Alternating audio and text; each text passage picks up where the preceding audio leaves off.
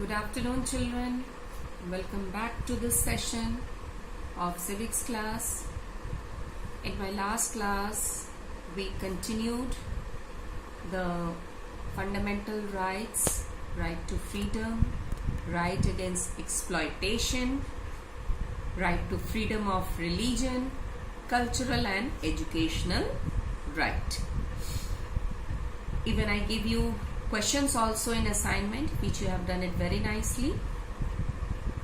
So I'm really very happy that you are enjoying the video, utilizing the video in a proper way. In this session, we are going to continue with the last fundamental right, that is right to constitutional remedies. That is Article 32. Actually, it is Article 32, but constitutional remedies deals with Article 32 to 35. But these 34, 33, 34, 35, it is not in your book, so you don't have to go in detail. First of all, right to constitutional remedies. Remedies means to rectify anything if something has gone wrong. So this right to constitutional remedy is the soul of the constitution, is the heart of the constitution. You can say it is one of the important fundamental right out of all the 6 fundamental rights. And it was called soul and heart of the constitution by Dr. Bhim Rao Ambedkar. So this right to constitutional remedies empowers the citizen to move to the court if their rights are violated or if they are denied the fundamental rights. In other words, we can say a person can move to the Supreme Court if he or she fundamental rights are violated. And we can go to the Supreme Court according to Article 32, and we can move to the High Court according to Article 226. So this rights comes under Article 32, which is given to Supreme Court, and 226 articles where High Court deals this power has been given to High Court. Now, under this constitutional remedies, we have 5 writs. We have 5 writs. Before that, let me explain you all these importance. It not only provides rights but also prescribe remedies against its violation. Just now I told you that if your fundamental rights are denied, violated, one can move to the court for it and get the remedial steps against it. Second, it was created as the main fundamental right because the Constitution recognized the need to protect the right of the citizens. Simply giving fundamental rights is not meaningful unless and until the citizens' rights are protected. So we can say that this fundamental right, right to constitutional remedies, protects the rights of the citizens. Next, it guarantees the right to move to the Supreme High Court for enforcement of fundamental rights. If in any case somebody's rights are violated, one can move to the court to obtain justice and have the remedy, or you can say the court will take the steps against that violation. The Supreme Court has the power to issue directions or orders of writs which may include. The Supreme Court has the power to issue directions. Now, who is going to provide these remedial steps? So, the Supreme Court has got the power to issue the writs against any type of violation. So, we will come across the different writs, 5 writs. First writ is habeas corpus. It means you must have the body. You must have the body. By this right, it means any unlawfully detained person may be produced before the court to find out whether the detention was legal or not. This writ protects personal liberty. Yes, this right really protects personal liberty. Now, I'll just give you an example that if any person is detained by anyone, for example, X person is detained by person Y, then X person will move to the court against this detention, and the court will issue an order against the person Y, will issue an writ against it, and this writ, in this way this writ will be issued. So if any unlawfully person is detained, the court takes the action, and we have this writ through which we can protect our rights. So overall, in habeas corpus, it means that if the order is issued by a court to a person who has detained another person to produce the body of the letter before it, it is applicable to public authority as well as private individual. So unlawfully detained person can protect his or her right through this writ. Now we come to the second writ, that is mandamus. Mandamus, it means it is a command issued by a court to any authority directing it to perform a public duty imposed upon it by law. In other words, we can say that it is a command issued by a court to public official to perform his or her official duty. For example, I'll just give you an example of Bahubali movie. Katappa was asked by his godmother to kill Bahubali.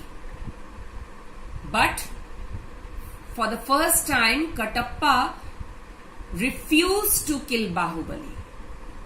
But again, when he was recalled his duty and a command was given that you have to perform your duty, then next time Bahubali was killed by Katappa.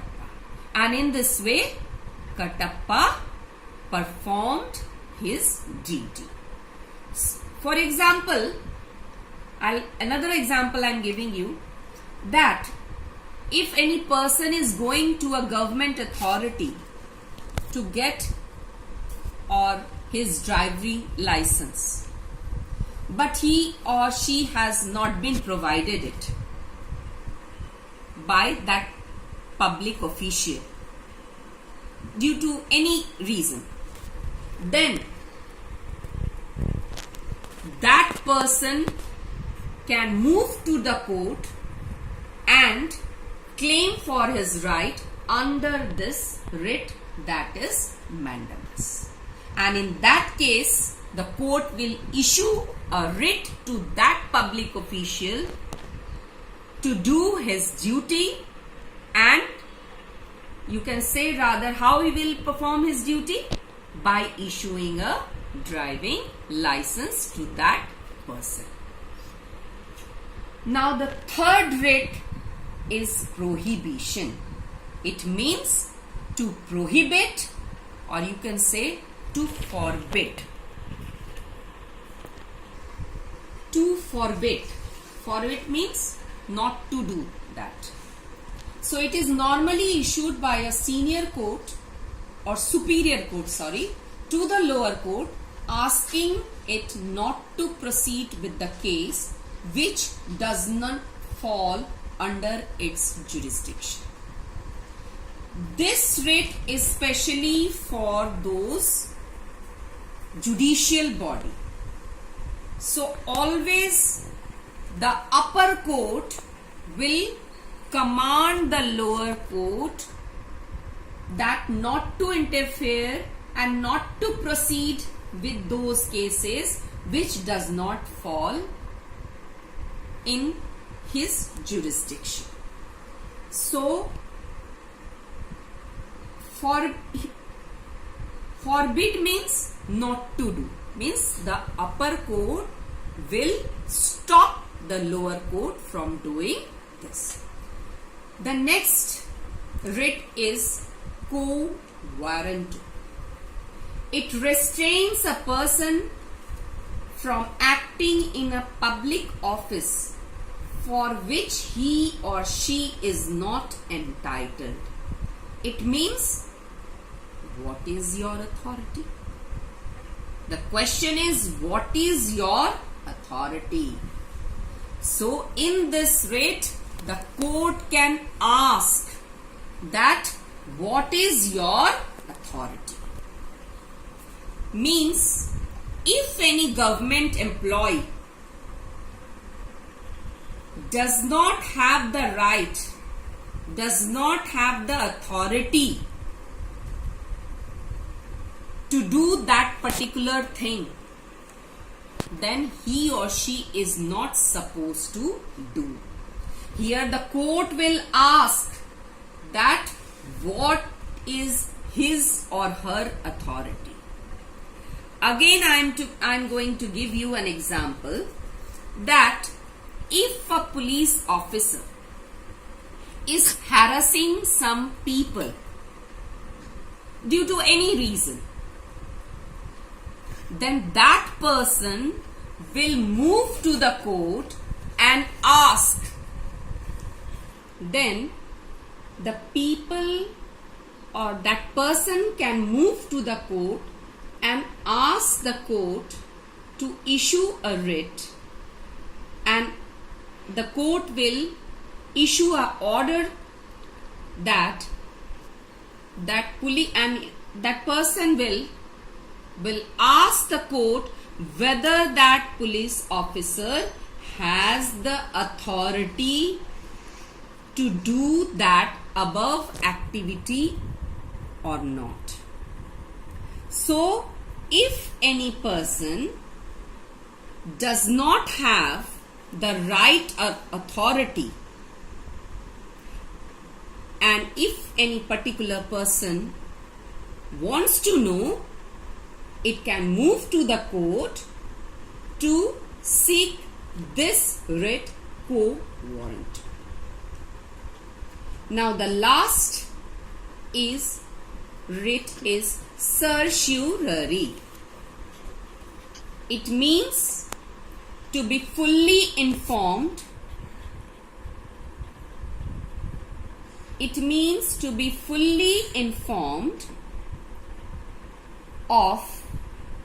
This writ is issued if a superior court wants information from a lower court to enable itself to deal with the case effectively.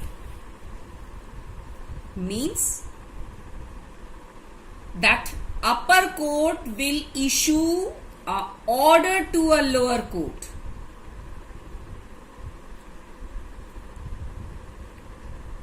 whatever decision is taken, particularly if, for example, that in Delhi, that the dogs are not allowed to keep, that order is been given by a lower court, then the upper court will ask the lower court to either transfer this case to the other court or to quash it. Quash means you have to stop this order. Quash means you don't have to follow. You have to immediately stop that order. So, this certiorari means that it has to be fully informed about what is happening in the lower court, and if the upper court will not be satisfied, then it can issue an order to the lower court. And as I told you, that our judicial system is an integrated one. If we are not satisfied with lower, we go to the upper court, and lastly we can only appeal in the Supreme Court. So, if the cases are transferred from lower to high court to Supreme Court, the upper court can ask for any important informations regarding that particular case to solve it in an effective way, which means that our judicial system is an integrated one. Now the next topic is restriction on fundamental rights. Our fundamental rights are not absolute. It has some restrictions for the interest of the community, for the interest of the nation, for the interest of the public order, for the interest of the sovereignty and integrity of the nation. So restrictions are very essential in fundamental rights. We cannot say all the fundamental rights are absolute. There are some restrictions. Now here I will give you some examples. Like spread of infectious disease, like malaria, dengue, and even today the current one is COVID-19. So what is our duty? To stay at home, and if any symptoms are being found about this disease, we can immediately inform and go to the hospital to get the treatment. So there are some restrictions so that the whole community or society is not infected. Second example, practice of any profession or occupation. It is given this right in your fundamental right to freedom. But what does it mean? This does not mean that we involve ourselves in smuggling or robbing or gambling, which affects our society. So, this is the second restrictions. The third is, nobody can claim that I am a doctor or a lawyer or engineer unless and until we have the certain qualifications. So without qualification, we cannot claim to be a doctor or lawyer. So here are also some restrictions on fundamental rights. Again, freedom of speech and expression. We have got the freedom, we have got the liberty to speech, to express our beliefs, faiths.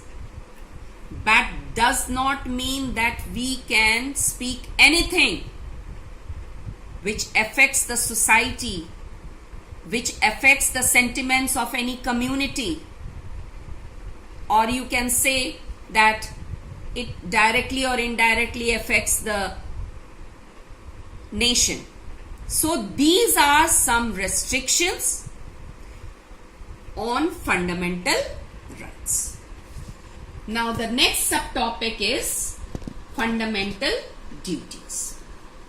Fundamental duties, we can say, is very essential part of our constitution. Rights are not meaningful unless and until we have fundamental duties.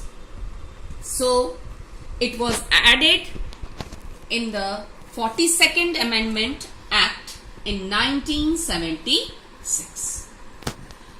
Earlier it was having 10 fundamental duties, but at present we have 11 fundamental duties, because in 2002, by the 86th Amendment Act, when right to education was declared as a fundamental right, then 11th fundamental duty was also added in our Indian Constitution. So these are the 11 fundamental duties. So let me explain you one by one. To abide by the Constitution and respect its ideals and institution, the national flag and national anthem. We should go according to the provisions of the Constitution. We have to follow the Constitution. We cannot go against the Constitution. We have to respect its ideals mentioned in the preamble, which is the introduction part of the Constitution. We have to respect the national flag and national anthem. Children, when you are doing national anthem in school, you stand in an extreme attention position. So attention position means you are giving respect to your country, to your nation, to your constitution.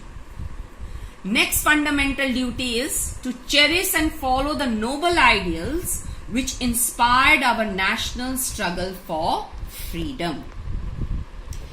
It means that we have to cherish those ideals, those ideologies which our freedom fighters took. We have to carry it out. We have to follow those ideals, because unless and until we follow those ideals, we cannot keep our country in a safer side. So, in the interest of nation, we have to carry those ideals which our freedom strugglers inspired, and through which, you can say through those ideals, these freedom fighters achieved independence. To uphold and protect the sovereignty, unity and integrity of the nation means we have to keep our country safe, so that again we cannot come under any type of foreign rule. So we have to protect the sovereignty, we have to be united, and we have to be integrated one. And once we are integrated, once we have the feeling of brotherhood, then only we are united, and then only we can make our country strong and a strong sovereign power. The next fundamental duty is to defend the country and render national service when called upon to do so. Yes, as a lover of nation, we should always be ready to provide service to our nation. Next fundamental duty is to promote harmony and the spirit of common brotherhood among all people of India in difference in religion, language, linguistic or languages you can say, or sectional diversities, to renounce practice of derogatory to the dignity of woman. Means we have to follow the feeling of brotherhood. We have to carry out the brotherhood feeling. Among every Indians there should be a brotherhood feeling. Whether we belong to any religion, any language we have, any community we belong. And we should also have the respect for the woman so that the woman's dignity is increased. The next fundamental duty is to value and preserve the rich heritage of our composite culture. Composite means the variety of culture which we have. We have to preserve it. We have to protect it. The next fundamental duty is to protect and improve the national environment, natural environment, including forests, lakes, rivers, wildlife, and to have compassion for living creatures. We should be a lover of environment. We should be eco-friendly. We should not try to distract and destroy forest, wildlife. We should protect it.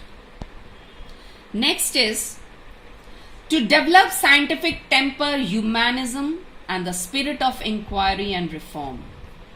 Scientific temper. Always we should have the feeling of inquiry, rational approach we can say. Humanism. We should follow humanity. The greatest service is humanity. The spirit of inquiry. Always it should be based on reason. Why this happened, when it happened. So always we should have the scientific thinking. And reform. And change. Reform means change. In this way only we can bring changes in our society in a better way. Ninth fundamental duty is to safeguard public property and to abjure violence. Always we should preserve and safeguard our public property. Most of the time we see that in case of public property, people think that this is not my personal property. So why should we safeguard this? Why should we protect this? But no, as a good human being, as a great lover of our nation, we should protect the public property and always say no to violence. We should stop violence at any cost. To strive towards excellence in all spheres of individual and collective activity so that the nation constantly rises to higher level of endeavor and achievement.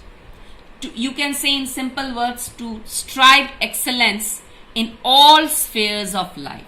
For this 10th fundamental duty, we can write in short, to strive excellence in all spheres of life. Whatever we are doing, we should be excellent in that field only. Doesn't matter what we are doing, but whatever good things we are doing, we should be excellent in that particular field. Because in this way only, we can make our nation reach to a higher position and in this way we can get achievement in all fields. And the 11th fundamental duty, which I told you, that when right to education was added in 2002 by 86th Amendment Act, then this fundamental duty was added as a 11th one.